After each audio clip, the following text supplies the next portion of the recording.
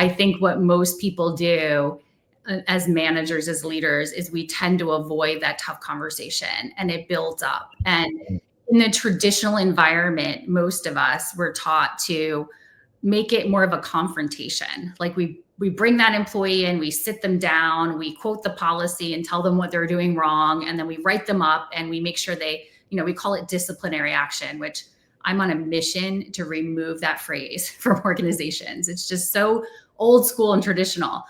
And in the book, I talk about how you can create, facilitate these challenging conversations in a respectful way that gets better results.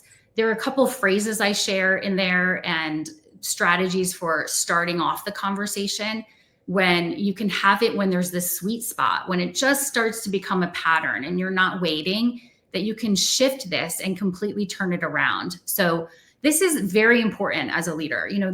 I don't think anyone ever wakes up in the morning and says, gosh, I hope I have some people problems today, right? Like we all don't want to have to deal with it. But the reality is someone at some point maybe won't perform or will struggle or will need some support. And so I have a guide in here of how to facilitate those where it feels more respectful and it's much more effective than that traditional approach.